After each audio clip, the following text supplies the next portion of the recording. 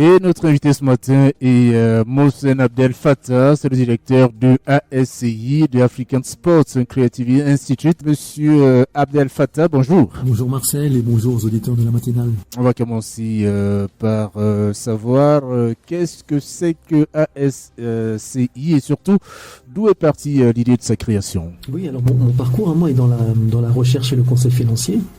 Et l'idée de cet institut est née à la lecture d'un rapport de la Banque mondiale qui donc publiait un chiffre de 3% du PIB pour le secteur sportif au niveau mondial.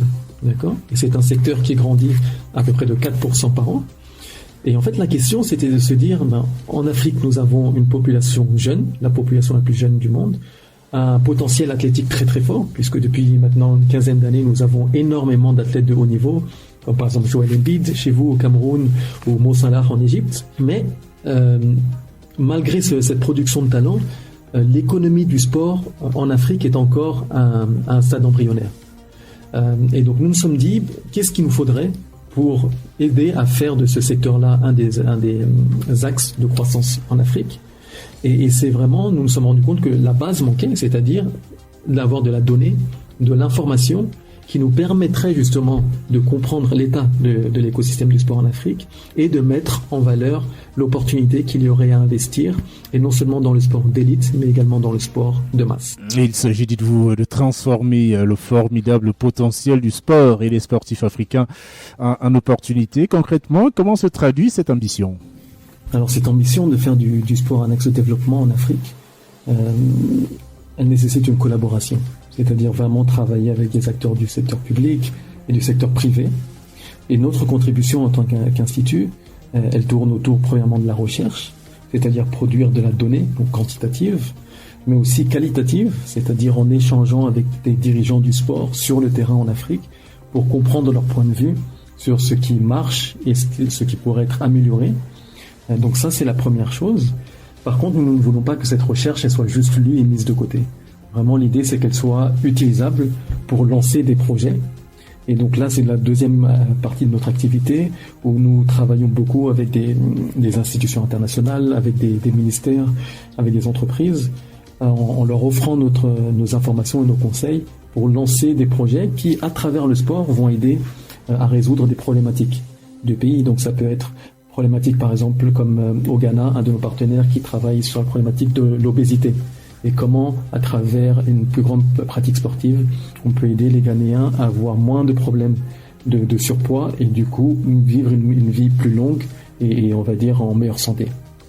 Et la troisième chose, c'est ce qu'on appelle le plaidoyer, c'est-à-dire mettre en valeur les belles initiatives qui existent en Afrique. Et malheureusement, chez nous avons cette habitude de regarder toujours vers l'Europe ou vers l'Amérique, alors qu'il y a vraiment beaucoup de belles initiatives sur le continent qui pourraient inspirer justement notre jeunesse. Donc ça également c'est une partie de notre activité. Alors pour être concret, nous avons lancé par exemple une grande étude avec le cabinet Mazars, qui est un grand cabinet de conseil qui a une trentaine de bureaux en Afrique, où nous sommes allés interroger 500 dirigeants du sport en Afrique pour essayer de comprendre leurs perspectives sur l'état de cet écosystème. Deuxièmement, quels sont les grands défis ? Et troisièmement, quelles sont les opportunités ? Et ça a été vraiment très très intéressant parce qu'on donne rarement la parole finalement aux gens sur le terrain. Et là, nous avons appris beaucoup de choses et je vous recommande de justement télécharger cette étude qui est disponible gratuitement sur le site africansci.com. Et il y a vraiment 6 grands chapitres. Donc les enseignements autour du manque de données sur l'économie du sport en Afrique, les enseignements autour de la nécessité de former différemment les cadres et les dirigeants des organisations sportives, une partie sur la gouvernance, c'est-à-dire les bonnes pratiques, comment est-ce que ces dirigeants gèrent les fonds et les ressources de leurs organisations, une partie par exemple sur la commercialisation du sport ou sur l'évolution de la pratique et de la consommation du sport.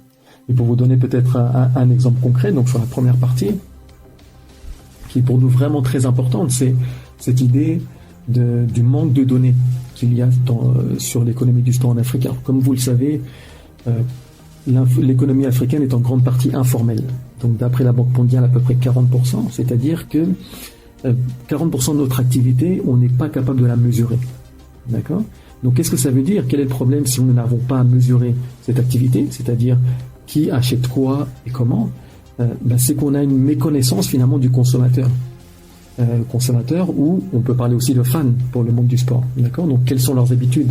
Qu'est-ce qu'ils aiment faire ? Qu'est-ce qu'ils aimeraient obtenir comme service, par exemple ? Et ça, c'est un grand problème pour tout investisseur qui voudrait, ou tout entrepreneur qui voudrait rentrer et ajouter et créer un nouveau service dans le secteur du sport, puisque finalement, ce manque de visibilité, c'est le plus grand risque pour un investisseur, pour un nouvel entrant. Et du coup, si les investisseurs, notamment privés, n'investissent pas, ça laisse toute la pression de l'investissement sur les épaules de l'État. Et c'est ce qui se passe aujourd'hui, c'est ce que les dirigeants que nous avons interrogés nous ont dit, c'est que la grande partie des investissements est faite encore par l'État dans les pays africains. Donc ça, c'est une problématique liée au manque de données. Et une autre problématique également, c'est le fait que, étant donné qu'il y a un manque de données, les dirigeants du sport comprennent mal leur marché et en plus de cela, comprennent mal les enjeux de ceux qui financent ou qui pourraient financer le sport, et notamment les sponsors. Donc toutes ces entreprises qui vont s'associer, qui vont financer des équipes, par exemple, professionnelles ou amateurs, parce qu'elles ont aussi un intérêt à s'associer au sport et une passion pour le sport, il faut comprendre leurs enjeux pour essayer de leur proposer un service qui leur permette de rentabiliser leur investissement. Vous voyez ?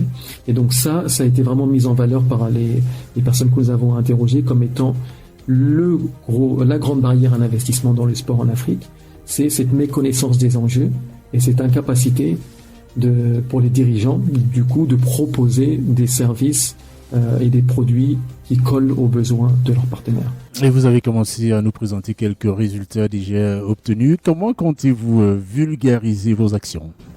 Alors cette question de comment faire connaître notre action, comment amplifier, est très très intéressante.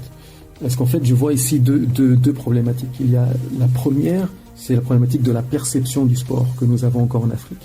C'est-à-dire que, ça a été confirmé par les personnes que nous avons interrogées dans cette étude, le sport est encore perçu par beaucoup comme vraiment juste un centre d'intérêt.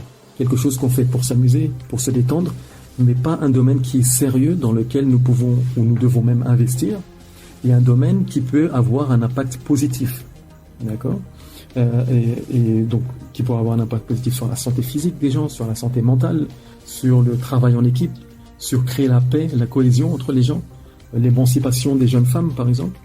Donc ce problème de perception est très profond, parce que finalement si les parents ne sont pas convaincus que c'est une discipline sérieuse et qui a un potentiel d'avenir pour leurs enfants, ils vont décourager en quelque sorte leurs enfants d'y investir, sauf peut-être les enfants qui ne réussissent pas dans les études, vous voyez. Donc ça c'est déjà une grande barrière, on va dire, à faire connaître les initiatives autour du sport comme axe de développement pour l'Afrique. Et le deuxième élément est un élément qui est lié aussi aux médias. C'est-à-dire que les médias aujourd'hui en Afrique vont se faire le relais beaucoup de ce qui se passe en Occident. Donc, si vous demandez aux fans dans la rue ce qui se passe dans le championnat anglais de football, ils sauront tous vous donner les plus grands détails. Pourquoi ? Parce que les médias font un bon travail de vraiment relayer cette information, l'expliquer, l'analyser. Par contre, si vous leur demandez ce qui se passe, alors si vous demandez à des Camerounais par exemple qu'est-ce qui se passe dans le championnat nigérian ou le championnat ghanéen, qui sont beaucoup plus proches, là il y a vraiment un manque d'informations.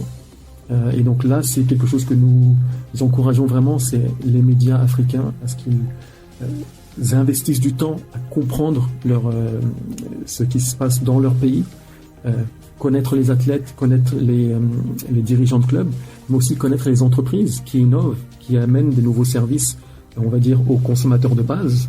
Et ça, pour nous, c'est très important, le consommateur de base et pas juste le sportif d'élite. Et je pense que si nous travaillons sur cette perception et sur cette action des médias, véritablement, notre action sera amplifiée en tant qu'institut, mais surtout l'action de tous ceux et celles qui, à travers le sport, veulent faire grandir notre continent.